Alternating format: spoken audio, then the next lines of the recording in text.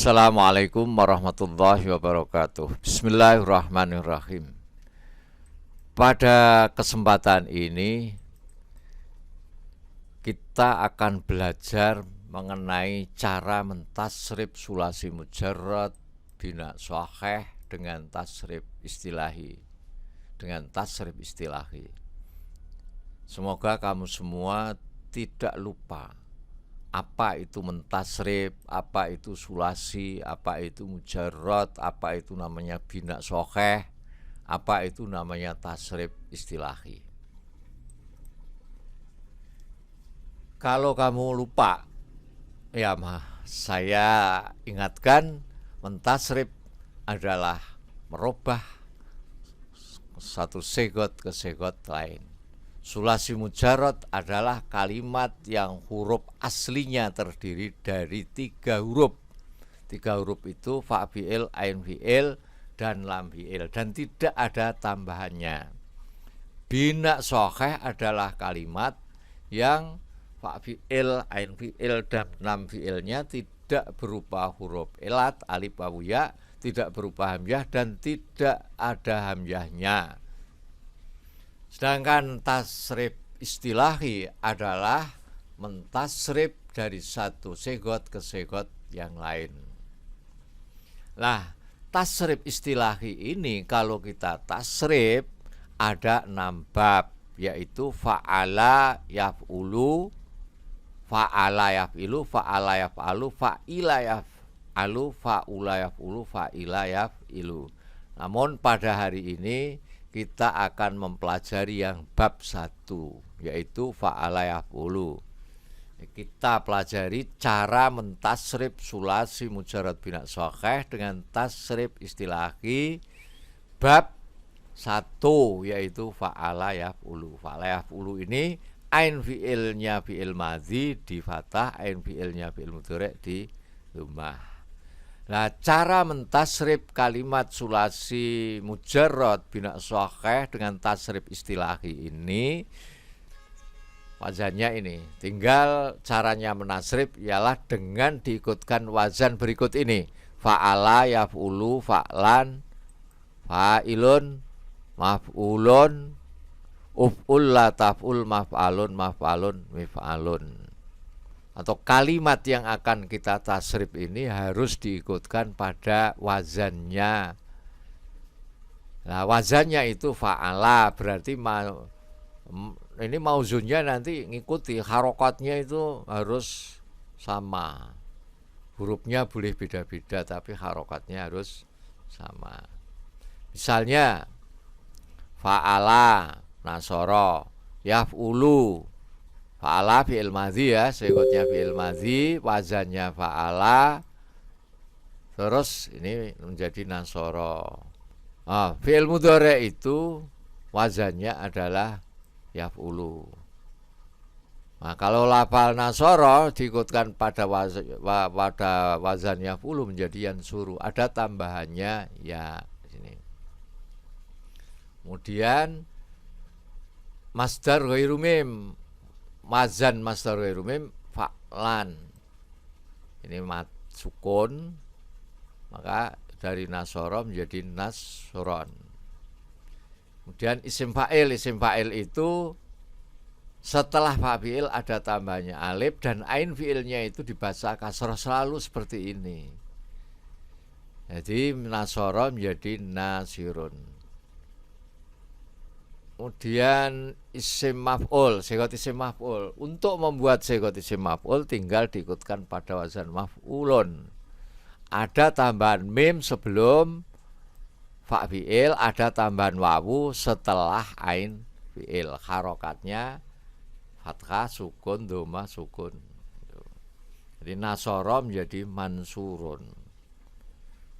Fi'il amar itu kalau mau membuat, supaya dibuat dengan diikutkan pada wazan uf'ul. Jadi kalau mau membuat fi'il amar sulasi mujarrad bab 1, ikut wazannya diikutkan pada wazan uf'ul. Nasoro menjadi unsur. Dalam fi'il amar ini ada tambahannya hamzah wasol. Kemudian fi'il nahi, segot fi'il nahi. Fi'il nahi ini wazannya adalah la taf'ul, ada tambahnya la dan ta. Kalau nasoro menjadi la tansur. Jadi beda hurufnya aja, harokatnya tetap sama. Nah, isim zaman. Isim zaman itu caranya membuat diikutkan pada wazan maf'alun. Ada tambahannya mim, mimnya dibaca fathah. Nasoro menjadi mansorun. Isim makan, segot isim makan ini sama caranya membuat diikutkan pada wazan maf'alun. Ada tambahnya mim, sudah jelas. Kemudian isim alat itu cara membuatnya dengan mengikutkan pada wazan mif'alun, ada tambahnya mim dan mimnya dibaca kasroh. Nasoro menjadi minsorun. Nah, agar lebih paham kita harus bisa menyebutkan secara terperinci kalimat yang akan kita tasrif. Jadi kita sebutkan segotnya apa, wazannya apa, maknanya bagaimana. Misalnya nasoro, segotnya fi'il madhi, wazannya fa'ala, artinya telah menolong. Yansuru, segotnya fi'il mudhari', wazannya yaf'ulu, artinya sedang menolong. Nasron, segotnya masdar ghairu mim, wazannya fa'lan, artinya pertolongan. Nasirun, segotnya isim fa'il, wazannya fa'ilun, artinya orang yang menolong. Mansurun, segotnya isim maf'ul, wazannya maf'ulun, artinya yang ditolong. Unsur, segotnya fil amar, wazannya uf'ul, artinya tolonglah. La tansur, segotnya fil nahi, wazannya la taf'ul, artinya jangan engkau tolong. Mansorun, segotnya isim zaman, wazannya maf'alun, artinya saat menolong, waktu menolong.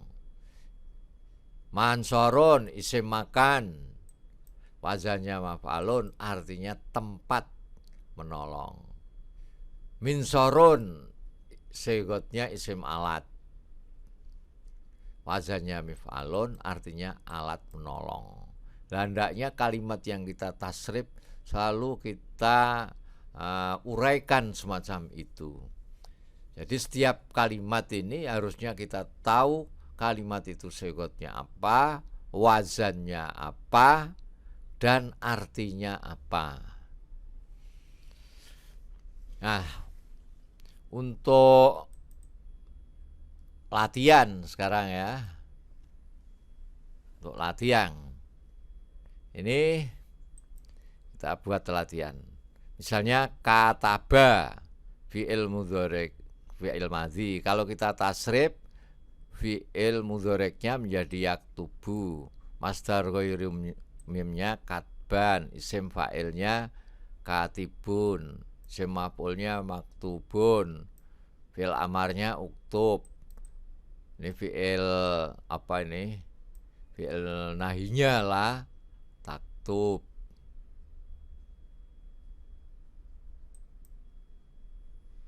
Isim zamannya maktabun, isim makannya maktabun, isim alatnya miktabun. Nah, kita harus bisa menerangkan, mengatakan secara terperinci seperti tadi. Misalnya kataba itu artinya menulis. Jadi kita harus bisa katakan kataba fi'il madhi, segotnya wazannya fa'ala, artinya telah menulis. Yaktubu, segotnya fi'il mudhari', artinya mazanya yaf'ulu, artinya sedang menulis. Katban, segotnya masdar ghairu mim, wazannya fa'lan, artinya menulis. Katibun, segotnya isim fa'il, wazannya fa'ilun, artinya orang yang menulis. Maktubun, segotnya isim maf'ul, wazannya maf'ulun, artinya yang ditulis. Uktub, segotnya fi'il amar, wazannya uf'ul, artinya tulislah. La taktub sigotnya fi'il nahi, wazannya la taf'ul, artinya jangan engkau tulis.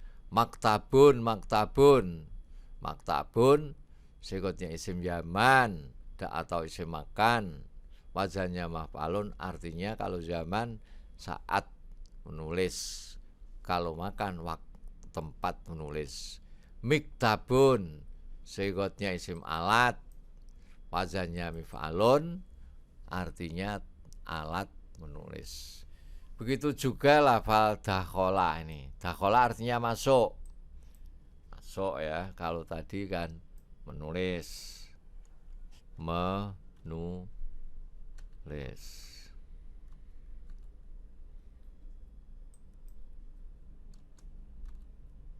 Nulis.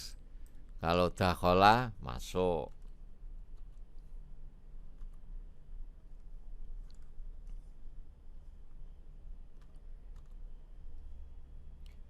Nah, sekali lagi saya contohkan. Dakhola yadkhulu, dakhlan, dakhilun, madkhulun, udkhul, la tadkhul, madkholun, madkholun, midkholun. Dakhola artinya masuk. Kalau segotnya fi'il madhi, wazannya fa'ala, artinya telah masuk. Yadkhulu segotnya fi'il mudhari', wazannya yaf'ulu, artinya sedang masuk. Dakhlan segotnya masdar ghairu mim, wazannya fa'lan, artinya masuk. Dakhilun segotnya isim fa'il, wazannya fa'ilun, artinya orang yang masuk. Madkhulun segotnya isim maf'ul, wazannya maf'ulun, artinya yang dimasukkan. Udkhul segotnya fi'il amar, wazannya uf'ul, masuklah.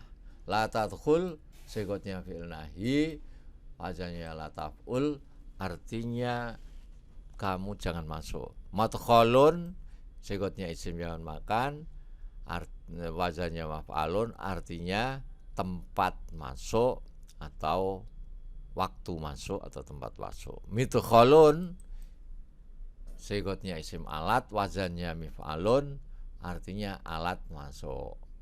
Sekarang kamu uraikan semacam itu tadi lafal ini. Khoroja yakhruju, khorjan, khorijun, makhrujun, ukhruj, la takhruj, makhrujun, makhrujun, mikhrujun. Khoroja artinya keluar.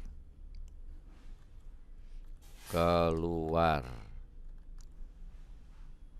Nadhara melihat.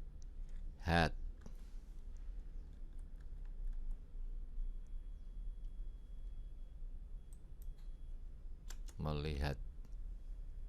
Rozaqo rizki, sajadah sujud, qotala membunuh, sakata diam. Nah, inilah cara mentasrif sulasi mujarad bina sokheh dengan tasrif istilahi.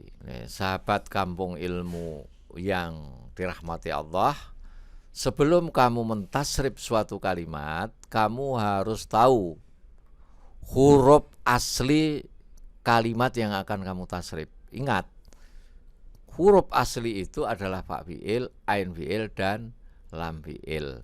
Jadi kalimat yang akan kamu tasrif, kamu harus jelas itu fa fi'ilnya, ain fi'ilnya, dan lam fi'ilnya.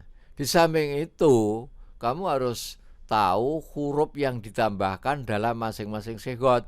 Jadi kalau kita perhatikan tadi, masing-masing sigot itu kan ada tambahannya.